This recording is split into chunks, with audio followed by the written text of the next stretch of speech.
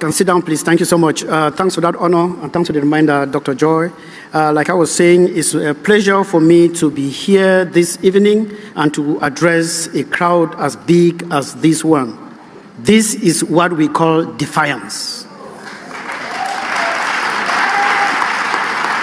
This is a very strong message to Finland that you have trampled on all the rivers of darkness, and you have trampled on all what was holding all of you back to be here. There are so many Biafrans watching us on TV, not because they couldn't come here, but because they were afraid. So with this mammoth crowd, Finland should be shaking. Those who are behind Finland should be shaking. I'm so sorry that I am not somebody who is good in putting words together. I am not a person who talks too much, so I'm going to be very, very short. I'm going to be talking only for 2 hours.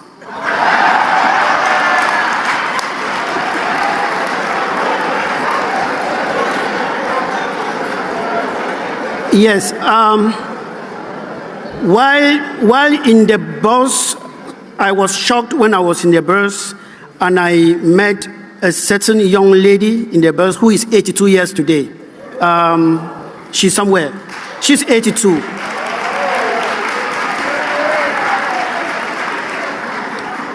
That was not the most shocking part. I met Biafrans who are physically challenged, but they told themselves this history cannot go without them. Please give them a hand.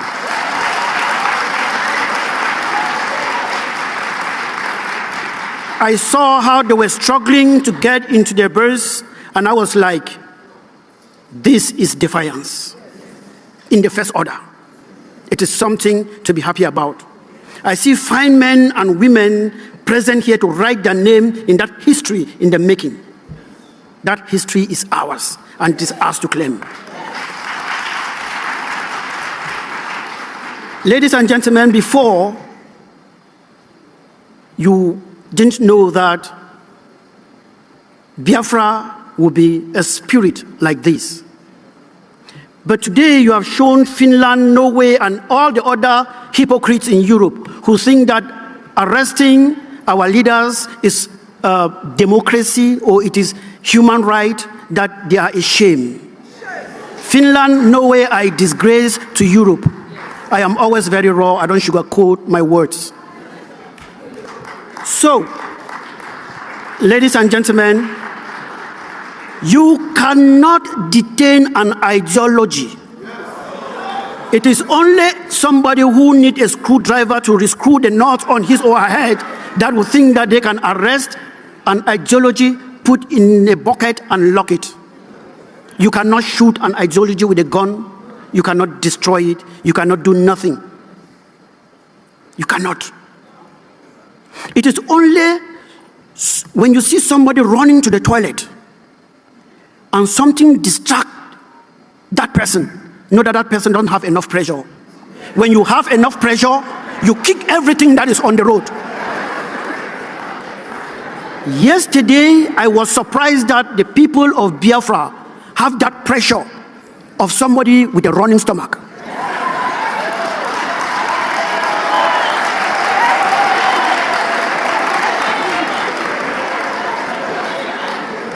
I was arriving here, ladies and gentlemen, with the anxiety that this declaration of independence will happen in my very before. I was surprised that it happened yesterday.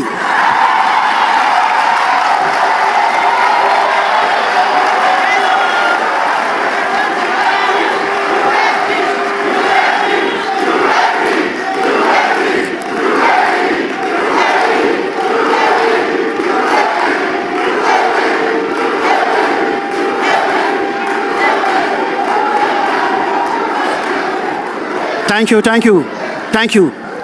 This showed that the pressure that we have for the toilet is the same pressure we have for this independence. Nothing, even Finland, could stop us. They arrested Mazi Nnamdi Kanu. Did it stop us? They arrested Dr. Cho Lucas Ayaba. Did it stop us? Now they stupidly went again for His Excellency Simon Ekwa. Has it stopped us? Yet we declared.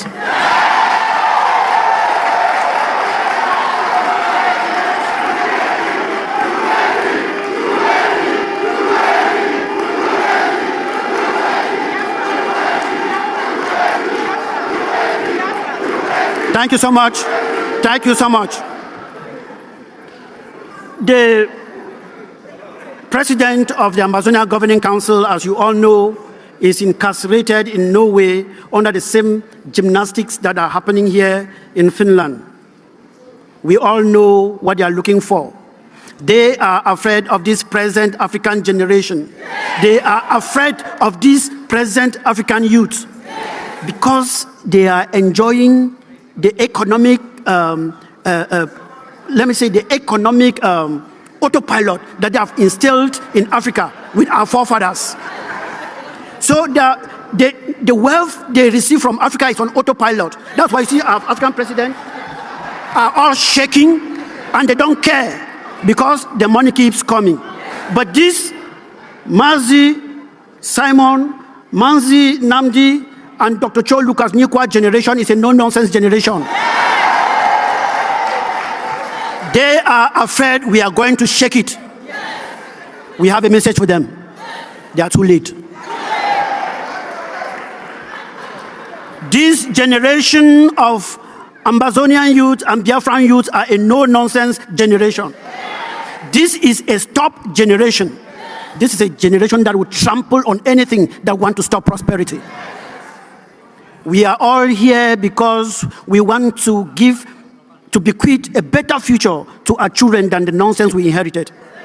We are here because we want to do something to our children that is different from what our forefathers didn't do for us. We are not here because we love guns and we like to fight. We are here because it's the only way for us to stay alive. Ladies and gentlemen, the vice president of the Ambazonian Governing Council was supposed to be here, but because of a cold, he couldn't make it. But he's aware I'm stealing the show.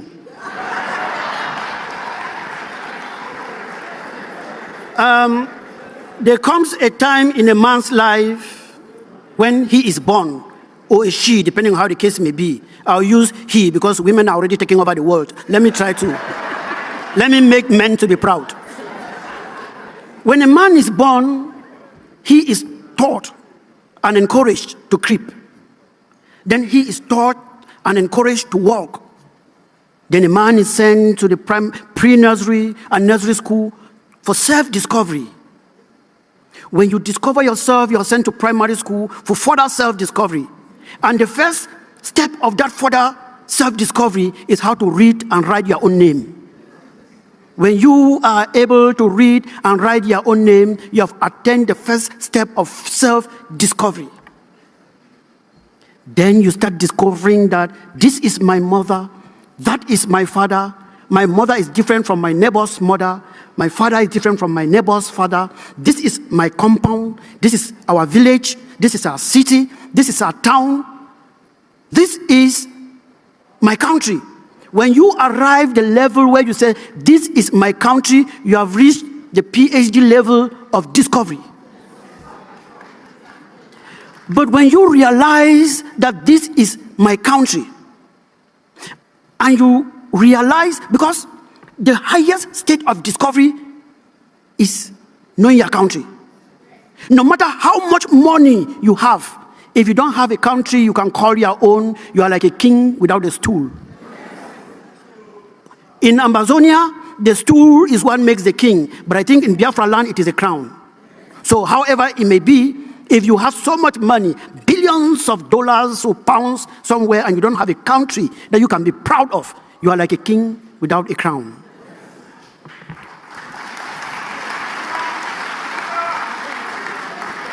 Ladies and gentlemen, we have come of age, we are now matured, we now know our country, but there is a problem. Let me use the case of Biafra. The crown of our country is on the head of a foreigner. In the case of Ambazonia, the person sitting on the stool in Ambazonia is a foreigner, poking us on our nostrils. We cannot breathe. They wear our crown, rape our children, rape our economy, turn us to slaves, turn our mothers into girls, turn our fathers into boys, and cause all kinds of calamity that cannot be done to mankind, putting us on our crown and sitting on our stool. We are crying and shouting. Finland is not listening. It's not because they don't see it. They see it, but they have other interest. We are shouting and demonstrating all over the world. I remember we demonstrated in Brussels, Ambazonia and Biafran demonstration, the 2 million man march in Brussels. Who listened? Nobody. But they are fast as picking us up, picking human rights activists up. It is the same Europe who watched South Africa, the white people in South Africa turning black people into semi-humans. They use black people to train their dogs and cats. Yeah.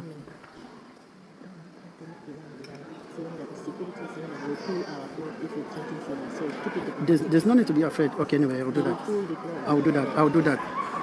Like I said, when it comes to the freedom of Africa and African people, I'm a dog that is difficult to be tamed.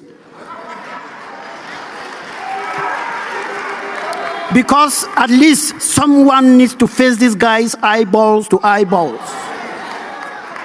I am a soldier. I call myself the barefoot soldier. Man lives today and tomorrow he is no more. Something must kill a man. So South Africa used the black people to train their dogs. You all watch on TV how they were doing all of these things. This same Europe was watching and saying nothing. When Nelson Mandela, the great Namzi Nelson Mandela, stood up to say enough is enough, they caught him, put him to prison, and called him what? A terrorist. Same people who were watching how blacks were being killed called him a terrorist.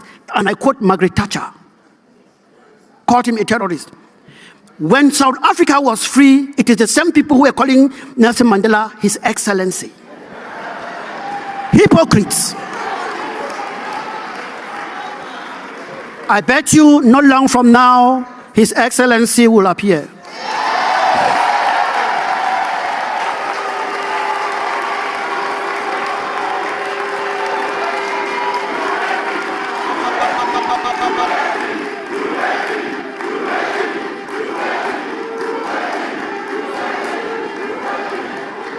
All right, thank you so much. So like I was saying, when you are poked and pushed to the wall by somebody putting on a crown that is not his, or sitting on a stool that is not his, as a man, you are left with one thing.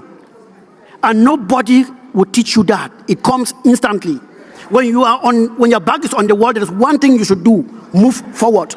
Moving forward is facing your enemy eyeballs to eyeballs. Moving forward is using the same stick that the enemy is using to beat you with. If the enemy is using an AK, use an AK. If the enemy is using an RPG, use an RPG.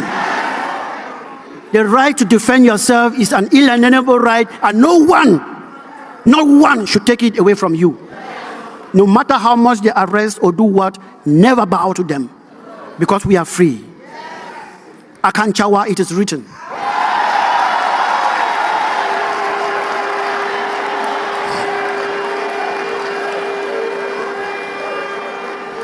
It is written by the great Chukwudi Tatanyo Imbom that today Biafra is free. Don't say we'll be free, because Biafra is free. It is written by the great Chukwudi Tatanyo Imbom that Ambazonia is free.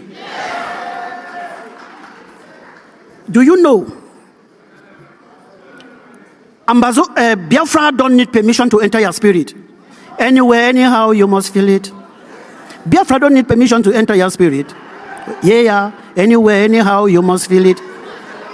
So all those who are thinking that you will come to cajole them to do what before they come in, if they don't come in now, by the time they come in, they will be paying human tax to get in. Because they think that what you are doing here is a joke. But we have a message for the zoo.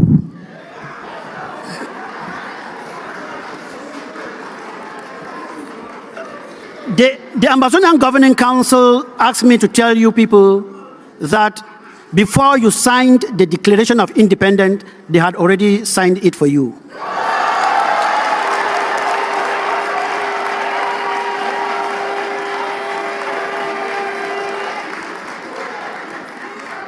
You know, Ambazonia declared her independence sometime in 1999 when Justice Elubede Ebong, Chief Ayamba, and a host of others seized Radio Boya and declared the independence of Ambazonia. But we had one mistake.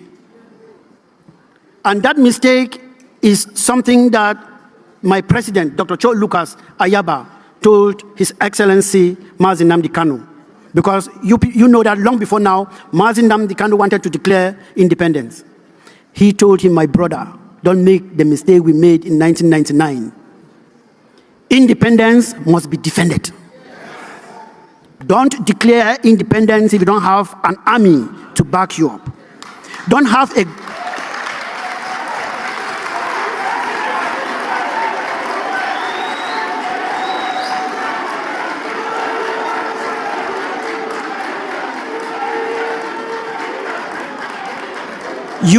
You only can create a government when you have an army that will be protecting the people who are coming out to honor the activities that the government is putting in place. If you put a government without the defense first, you are taking the second step before the first. And today, we are here.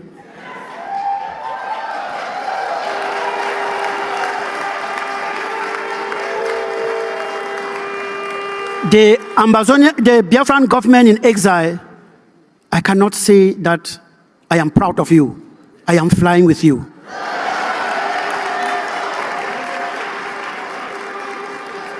The ocean might look very soft on the surface. The ocean looks very timid on the surface, that any Tom and Dick can play with it. But beneath the ocean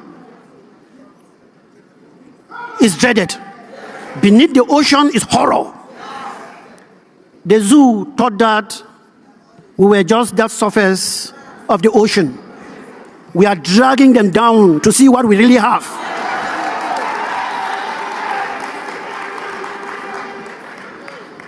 Only a man who is smoking something I don't want to smoke will not differentiate the difference between a river and an ocean.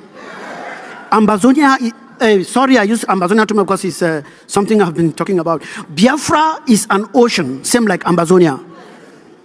The Biafran people are too rich, not only economically, but too rich mentally, that they should not be enslaved by people lesser than them. The Biafrans should not be slaves to cattle railers. It should not happen. That is the reason we are here today. I'm sorry I told you I don't know how to talk very much. I just talked for 2 minutes.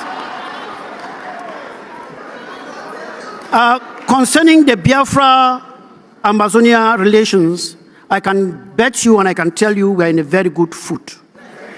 Because we are inseparable. Nothing can separate us. We go together like dynamites. We want to make sure that, as Biafra declared yesterday, if they commission their men and they're looking at their 12:15, Ambazonia should be there covering their back at their 12:45.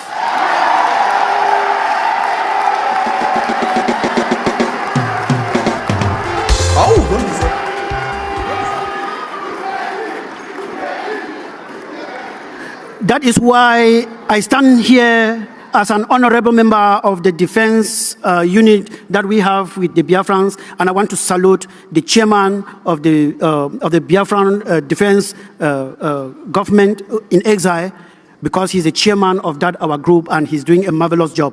And I cannot go without giving his salute.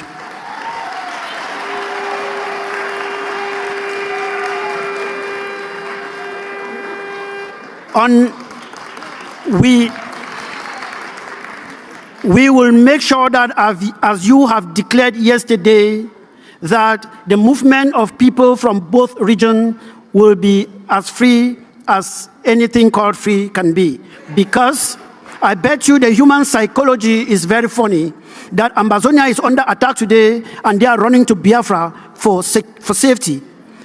As you declared yesterday, don't be surprised that Biafrans will be running again to Ambazonia for safety. There'll be that crisscrossing. And what we cannot afford to do is to create a vacuum on that border stretch. Because when you create a vacuum, enemies take it over. Rooks take it over. Thieves take it over, and you'll be hearing kidnapping and all of those things. Your minister and myself were working very hard to make sure that there is a strong border patrol in that area.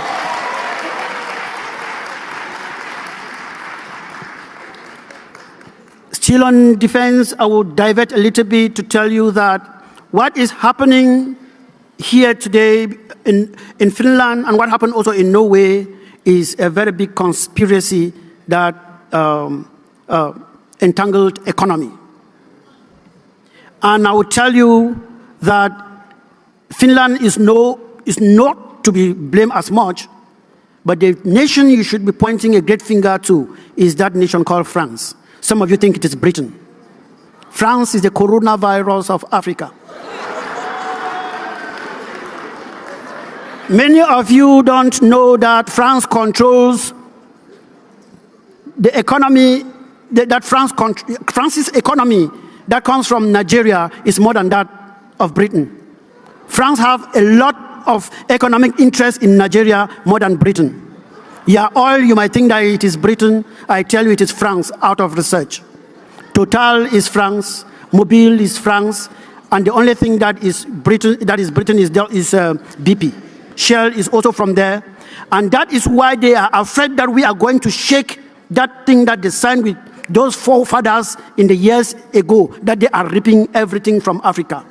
They are afraid that if Ambazonia succeeds today, they're no more reaping the oil that they are reaping from Ambazonia. France is one of the highest controller or exploiter of timber in Europe, but they don't own a single tree. It comes from Ambazonia. That is why they came out to make sure that Dr. Cho Lucas is arrested. Even till today, they don't know what to charge him with. How can you arrest somebody before looking for? They claim every day that they are a human rights organ, the European Union, they are a human rights organ. They want to fool you. They are economic organs. This new generation, this Simon generation, this Ayabacho generation is a no-nonsense generation. It's a no-nonsense generation, and that will not happen. So this their charade will end soon, and then we call them Your Excellencies. So in economy, we've been working hard also to make sure that we bring our economies together and build a sustainable economy that can be an example in Africa. And the way to do this, we have also done as we have started in Ambazonia, is to start from the nursery. Because the pollution that they gave some of us and the type of education that they gave some of us cannot bring forth any economic progress. You cannot see somebody, a doctorate, defending a PhD, and his thesis or whatsoever is, how do they give a New Year wishes to the president of Cameroon? It happened a few days ago. That is a doctorate degree. And people will sit there to supervise it. Who discovered the zero to India? As if people were not living there before. These are the type of educations they gave us. Fishing in Norway and all whatnot. That cannot put food on the table. So we have created our own curriculum that we are teaching our children now in our schools that are run by us, that are scientific and technologically driven. Because that is the future. Because what they implanted on us is only how to memorize things and not create any. When they create something, they send it for us to memorize. We want to make sure that our children are able to create things. So you should start looking at your own curriculum and choose whatever that you think that will be good for your people. Not everything that comes from the West is good. So we have done that, and we have also met with the Biafra coin board when they started creating it, because we had an amber coin before. We met with them and told them how we went about it.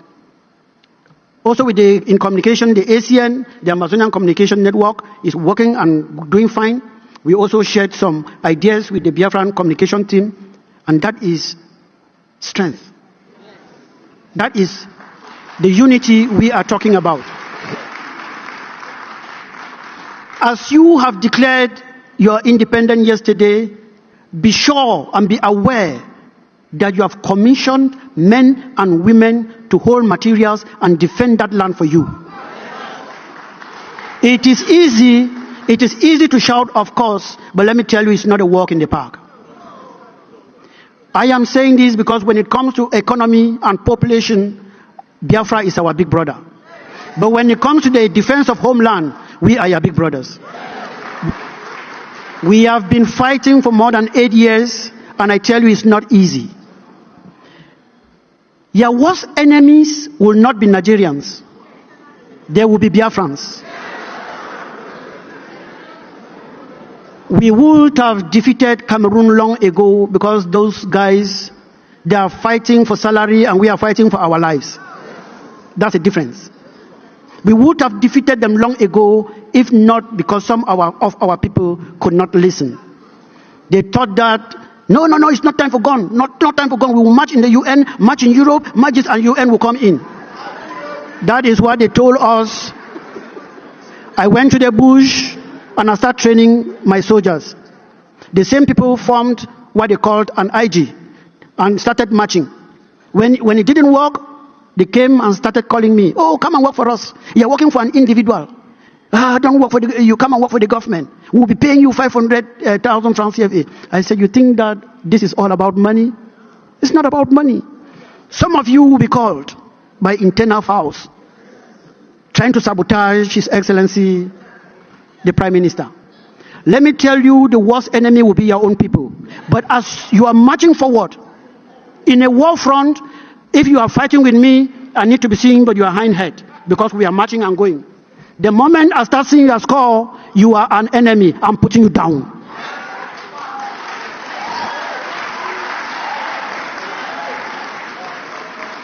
I am talking out of experience. Do not see an enemy looking at you because they are enjoying the crumbs from the master's table, and you start saying, no, that is Obi Nana. How can you kill? Put him down. Put him down and march.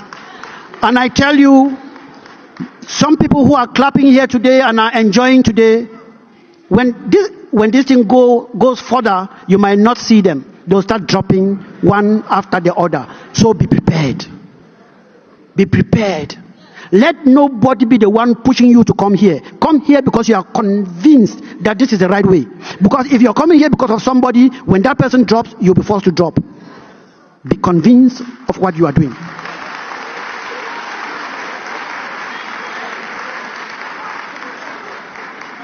Be convinced on what you are doing.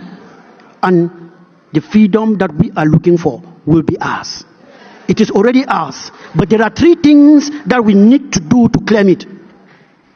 The first thing will be that we should be aware that this thing is not going to stop in 2 weeks, 3 weeks, or 4 weeks.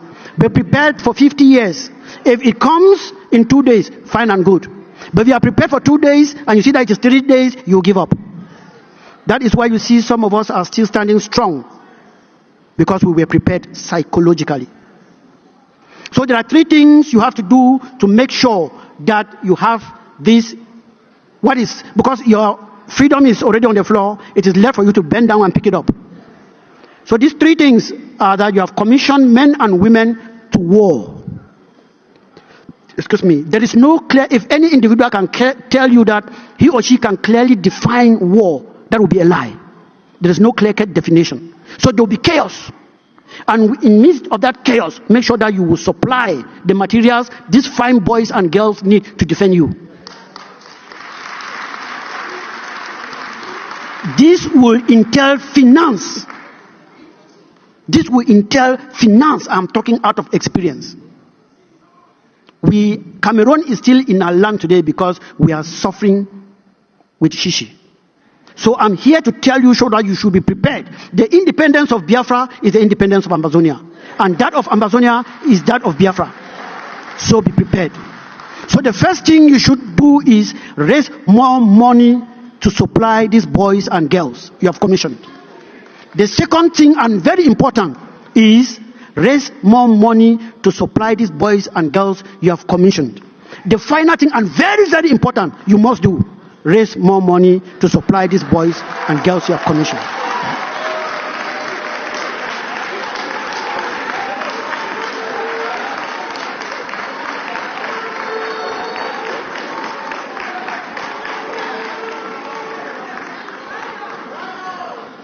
I am so sorry.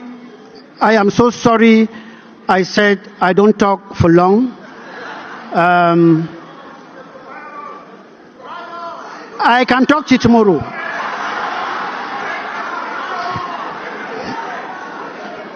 Okay.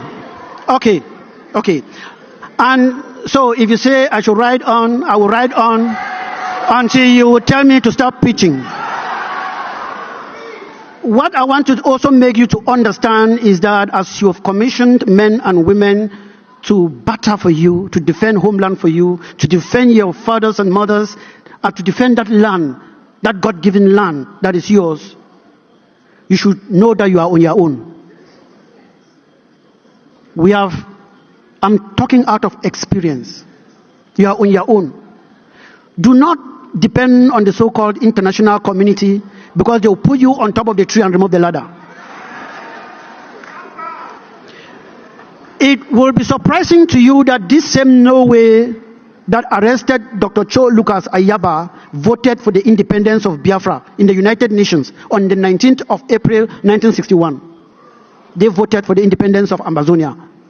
The United Nations voted for the independence of Ambazonia.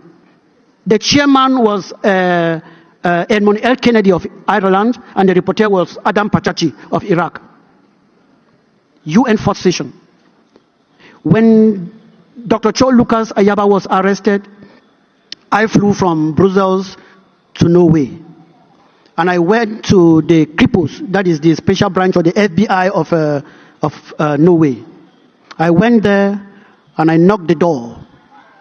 They opened the door, and I told them that I am Sheikh Kaviwo Melim, an Ambazonian, and I hear that they are keeping a great human rights activist who is my president here. They were surprised. I think some of you have seen it on Facebook or on YouTube, because we were two of us. I asked somebody to make videos. When the big lady from Cripples came out, I told her, I said, you're keeping somebody here, and the crimes that you are accusing that person for, I have also committed them. If you look at the videos, you hear me telling her that I am as guilty as Dr. Cho Lucas Ayaba. If defending yourself is a crime, take me in.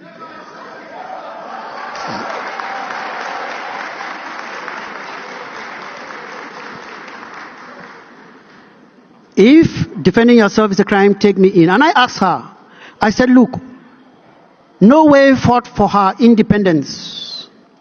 And let me tell you most solemnly, my lady, the crimes you are accusing my leader of committing are not 1/3 of what Norway did when they were fighting for their independence. Show me a country that fought for her independence and somebody did not die. Show me one. Norway had to kill internal enablers. Norwegians who were supporting the oppressor, Norway killed them all of them. They didn't take them to court or anything, they killed them. And today they are shouting, human right, human right, human right. Hypocrites. So you see, the reason why I don't write my speeches, is because I don't want my speeches to end like UN documents. UN every day they write, they store, they don't follow. I want to say what I'm saying, let it come from my heart. And if you're arresting me for it, I will be able to defend it.